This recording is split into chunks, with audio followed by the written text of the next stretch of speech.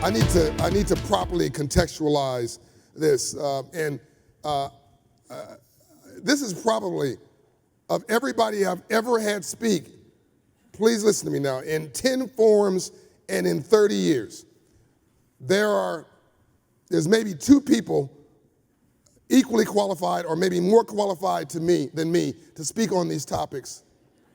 And one of them you'll hear this afternoon. The second person you're about to hear right now. Tobi is actually, I believe, more qualified to give you the inspiration you need for coming up from nothing than me or anybody else that we've ever brought in 31 years. Hold on for a second. He started a snowboarding company, him and another guy. All he wanted to do was to be a snowboarder and to pay for it. By the way, that failed. Is that right? It's the least successful thing I ever tried to do. But that was his passion. And Tobi is, as you're about to find out, a little shy. To get him to come here was an act of Congress, and he's not in the United States, he's in Canada, so I couldn't get Congress to force him to come here. But he came out of love. He doesn't know you, and he loves you.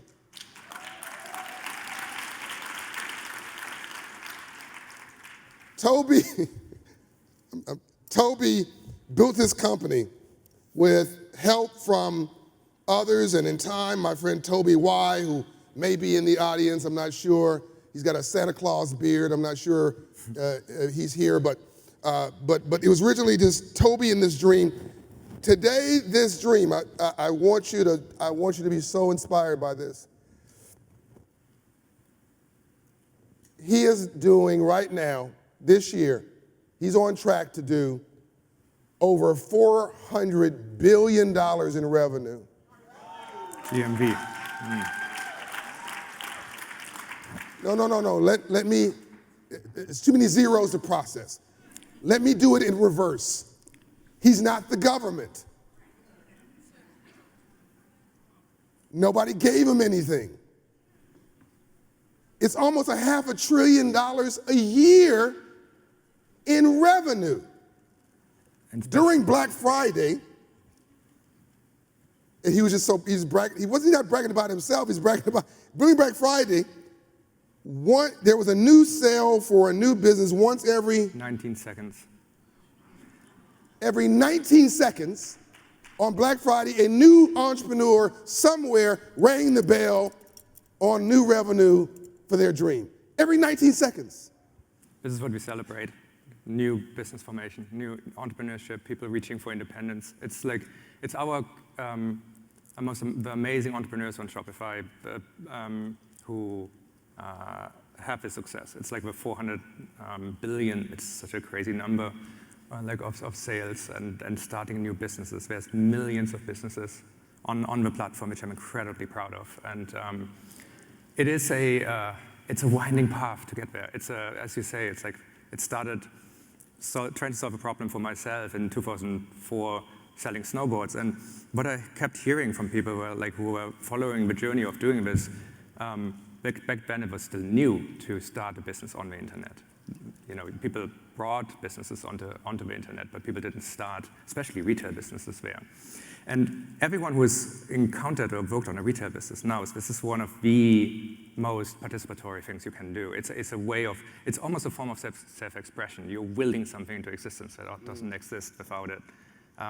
Because you want to put something in the world, you want to create a product. And to me, this was really, really important. And while I was doing this, people were just sending me messages saying, what you're building, can you share this? Can you share the software you're making that's supporting your journey? And that became Shopify afterwards. And now with millions and millions of businesses around the world, almost 20 years later, it's been an incredibly humbling journey. And you're still a very humble guy, and thank God for your wife, because she gives you personality and energy and warmth, and I sort of hug you through your wife. Our wives are not getting the credit that they do. It's a team production to build something like this. It is. She's fantastic. Absolutely.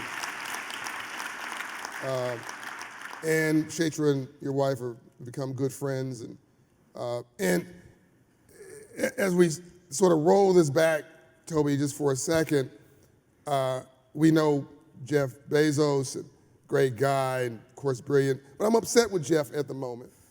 I'm upset with him because if it wasn't for Jeff Bezos, he'd be the star of e-commerce in the world. Because the only company larger than him for creating small businesses in the world is Amazon. Maybe that now gives you some context for who's in front of you. The only company, the only person who's done more for small business and entrepreneurship, lighting a lighthouse in the entire world since he founded this in 2004, is my friend Tobi.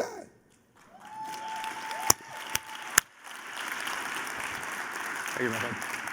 And Tobi and I met on a hayride in the middle of the country.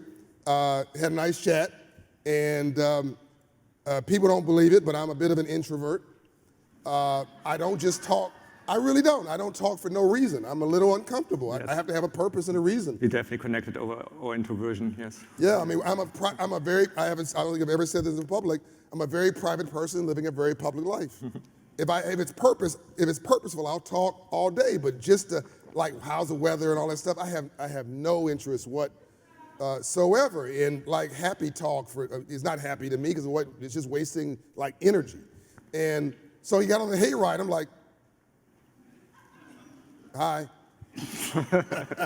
And he's like, hi back. And so, but we connected on purpose and became friends on purpose and got, built a relationship. And fast forward, God forbid, George Floyd gets murdered. I get this call, an email actually, and then a call. What can I do?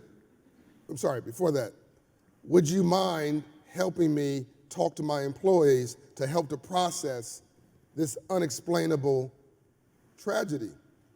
I'd be honored. I also want to acknowledge Harley, who's on my board, who's the president of Shopify, who's a great guy, and who's been very helpful. And I get this call, will you talk to our people? So he's doing a town hall. I believe because of the pandemic, it was virtual mostly. Yeah. And I know I tied in virtually, and we had this very honest and raw conversation with your people. And we finished, and I did a lot of this during that time, and I just presumed we'd move on to something else. You're a busy guy, you move on to something else. He calls me back. What can we do? What can be done? Is there any way I can help? And I just sort of said, without thinking very hard about it, I don't know. Can you help me create 1 million new black businesses in America? And he said, send me something. I just figured it's a throwaway line. You're trying to get me off the phone. Like when he said, can I help? I think he meant like, can I send a donation to the NAACP? Or can I send $1,000 to United Way? Or can I pray for you or something? I think that's what he thought maybe. That's what a normal person would say is, something reasonable. I said something unreasonable. So in my opinion, the first thing he wants to do is get off the phone. So he said, send me something. I think he's being courteous, gracious. So I wrote a little deck up and I mailed it to him, emailed it to him. Crickets. I heard nothing. So after a week, I sent him another note. By the way, here's a lesson for success in life. If you don't write anything down, write this down. Talk without being offensive. Listen without being defensive. Most importantly, always leave even your adversary with their dignity. Because if you don't, they'll spend the rest of their life working to make you miserable. It becomes personal. Step over mess and not in it. Tobi owed me nothing. Tobi's a Canadian citizen. Tobi is not our government. Tobi didn't do anything to George Floyd. Tobi didn't own slaves. I mean, Tobi didn't owe me anything. He's a snowboarder who happened to end up in e-commerce. who I met on a hayride. I wrote him this email. I didn't get a response. I wrote him back and said, hey, man, I didn't get a response. Presume that you weren't interested. It's cool. We'll be fine. Thanks for asking. Love you much. See you around next time. John Bryant. I sent him an email. He responded. What are you talking about? I said, yes. It was stuck in my spam folder. Always check your spam folder. So I'm going to find that email and frame it, by the way. And do you remember that? Yeah. Yeah. I didn't know the spam inbox thing, but that makes the story so much better right now. Well, I didn't want to tell you that, my commitment for $130 million has been stuck in the spam folder. So the story gets weirder. Is Tobi Y here? He's not here. Okay, I'm gonna embarrass him anyway. He's in the back. So Tobi Y, I say Tobi Y because Tobi is T-O-B-Y, T-O-B-I. So Tobi Y has this big Santa Claus beard. You see him, big rugby player. And so he said, look, will you work with Tobi to work out the details? And it's during the pandemic. And so we have to do this by virtual. And he and I went back and forth for 3 months and worked this thing up. I think we started at about 10 million, then it got up to 30 million, and then about 3 days before the whole Global Forum, October 2020, I believe, Tobi Y called me after talking to you, after talking to Harley, talking to management, said, would you mind if we did 130 million? I tried to be so cool. I was like, oh, yeah, that'd be fine.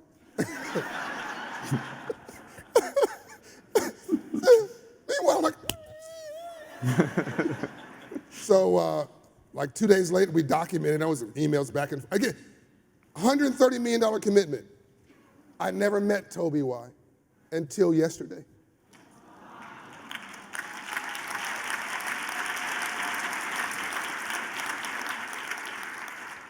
And yes, I kissed him on the forehead. Gave him I tried to hug him, but he's like this big. Great guy. And thank you for making that happen. And the commitment was made. And most people make these commitments and they're press releases and they go away. You embedded this into the ether of Shopify. You got your management teams on it. When one team didn't work out, you got another team. You asked me, were things working? They weren't really working very well because you had a tech company and a community organization, and we were doing this and doing this. People meant well, but your people had KPIs, key performance indicators. My people had KPIs. They were different, and it was a lot of well-intentioned. We're missing each other completely, and you said to your team, knock it off. I said to my team, knock it off, and we kept doing that until it became a working machine. Yes. We never gave up. I remember at one time we met and you said, how are we doing? I said, I think we need a little bit of this, a little bit of that. You said, well, I'll write a personal check to help with that and let me go. And you probably went back into the huddle 3 or 4 times to make sure that people were keeping their commitment. And Lance Triggs told me right before I came out here that after 2.5 years, I guess this would be actually technically 3 years of a 10-year commitment to create 1 million new black businesses, which now partners with major banks in this country, now partners with the U.S. Small Business Administration, has become a beacon in the world. You type in your computer 1MBB, and this commitment just comes up. You type in 1 million black business, both of our names, company names come up. You type in Shopify, within the first page, 1MB shows up. He's not buried this, you profiled this, you led this, you featured this, you put elbows in this, you see it as business development and philanthropy, bringing new black people and brown people on your platform. All that said, in 3 years, a commitment for 1 million new black businesses, we are at 400,000 black businesses created, inspired, nurtured. Join me, I can't wait. Give this man the Hope Award right now. Thank you so much.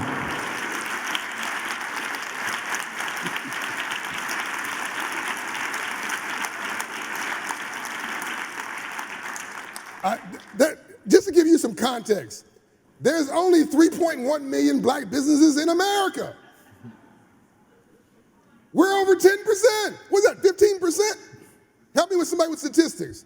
400,000 of 3.1 million is about 15%. One dude from Canada, a snowboarder. You're being too kind. It's one of my favorite campaigns. It's one of my favorite things we do because it's so like. Here's what I learned. Other than you need often a couple of runs to get something really off the ground. It's hard to build a momentum, but it's also hard to stop a momentum and a movement once you have it. Like, a lot is being made of large businesses and how they sit in society differently than people might want them to. But and often they do. But it's because I don't think we just go and look for the overlap. Like there is such beautiful mission overlap here. It's like the thing we are doing together is exactly what my company exists for. It is like there to be allow extraordinary individuals or even ordinary individuals to reach for their own independence. It is often not plan A for their career. It's often not even plan B. Some people have to go into entrepreneurship because it's the only thing that exists.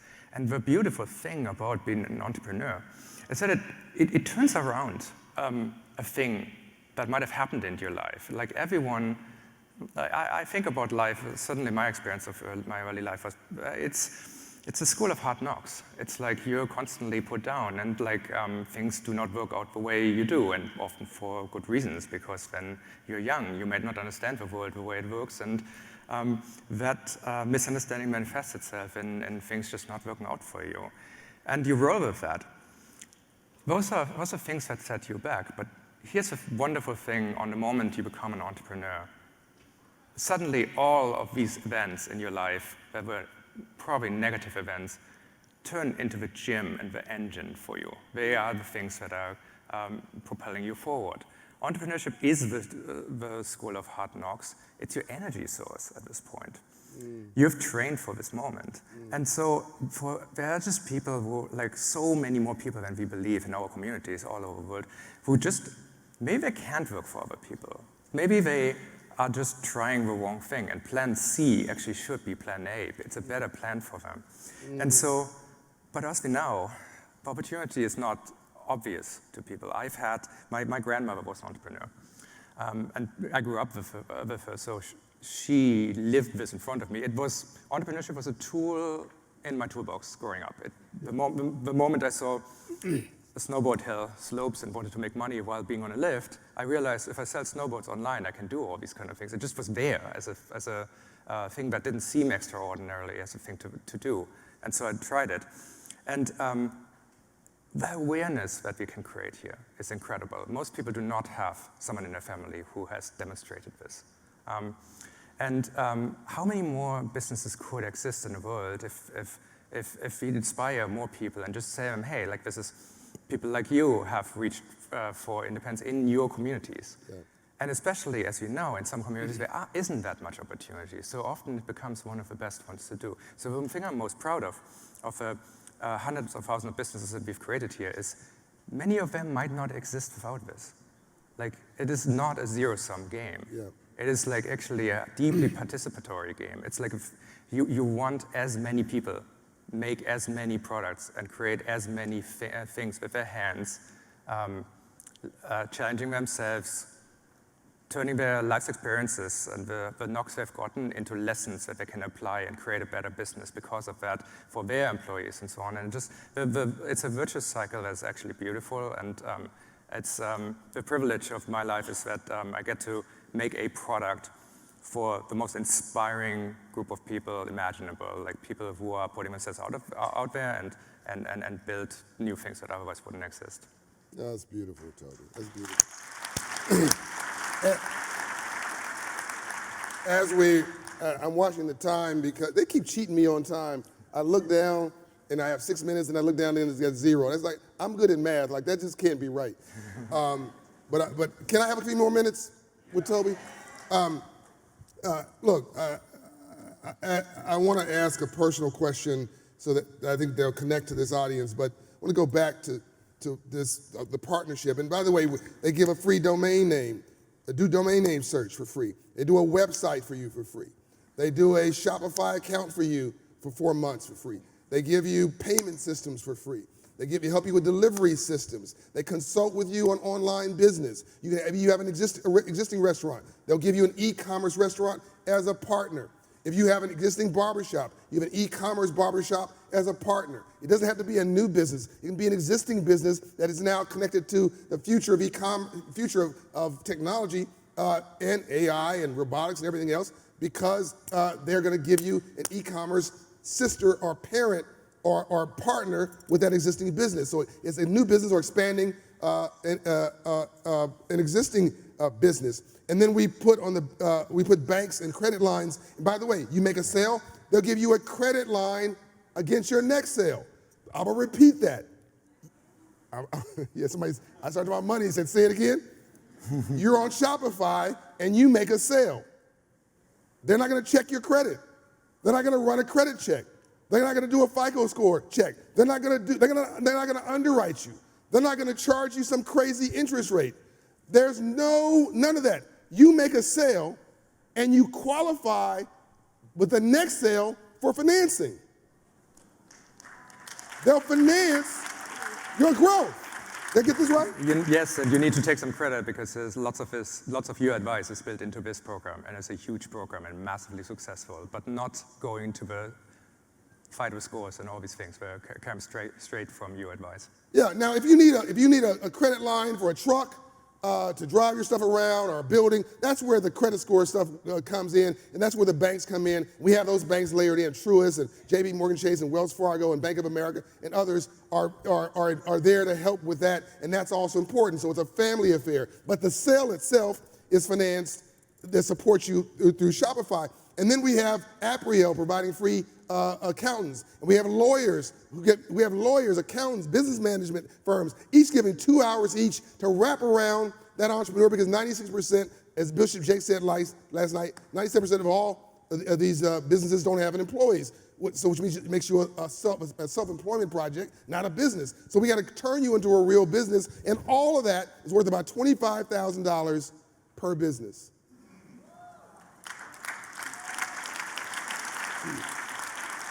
And the only thing Tobi asked me backstage was, do you have time to meet today to figure out how we make 1MBB better and how we do more? That's what he said to me backstage.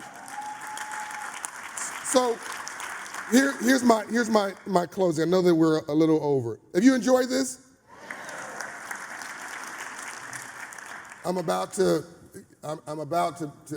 enter into the brilliant mind of Tobi, and now the heart of Tobi.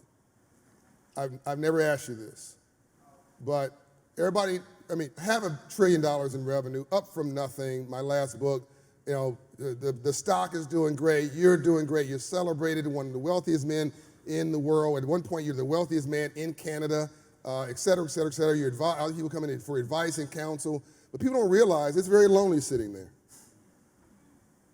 It can be very sad sitting in these seats sometimes. What can you say, Tobi, from the depth of your heart? And I know this is not an easy conversation because you and I prefer to be behind a computer screen or something, but these people need to take something away that's part of you. What can you say or relate to that they're going through that might give them some sense of inspiration in your own life, in your own journey? Oh man, yeah. Look, like I said, for going from snowboards to this was not the plan A for me either. Look, here's something I magically figured out very early in life. I apprenticed in Germany as a computer programmer, which you can do there. It's like this sort of making things with your hands is not the way people think about computers, but it is actually a craft, really. What I learned there is that it's a puzzle. If you work on with computers, if you work with really on anything, it's like someone drops a puzzle box onto your desk in the morning, and it's a different one every day. And I come to love that. And I realized that, yes, you're right. If that's all you do, that's a lonely thing. But what you can do is find other people who love complicated puzzle boxes. Like, there is magic in doing difficult things day in, day out, surrounded by friends. And it's actually, if that's what you're optimizing your life for, and make sure that the things that you build, the puzzles you solve, are helpful to the people around them, or are need to exist, then other people will agree with you on this. And it's amazing how much that is just a reoccurring realization that I keep having. And the scale is absolutely crazy, but it's still, I feel like I'm doing the same thing I've done on day one. Find amazing people, understand their potential, bring them on, and go solve difficult things with them, and make sure that if you stumble along the way on any kind of gifts, or on any kind of discoveries, give them away. Like, give them to everyone, share them as widely as possible, make more things. I think this is at the same time the simplest thing you'll ever hear, but it's not easy to do. It's not the narrative that you're being told day in, day out. And I get to do this every day. I wish more people would do it. I'm so proud of the millions of people who are doing something very similar. Again, with their stores and all the entrepreneurs in the room who are putting themselves out there. I think the world needs a vastly higher percentage of the world needs to be building things. And I think we sometimes sleep a little bit on how much that, the progress of the planet Earth really depends on the builders. And yes. And my last question, Toby. I think that life's about managing pain. The pain we create for ourselves, the pain visited upon us by others. And the presumption is that life is easy for you, that life's perfect. Every day is just a rose garden. You wake up and people come and give you grapes and put them in your mouth or some crazy thing. and I want this audience to know that that's just not true. No. That you have bad days too, and you got to push through them, right? Yeah. Absolutely. And you can relate to them because you've pushed through too, just like they've pushed through. And your courage, I think they can feel.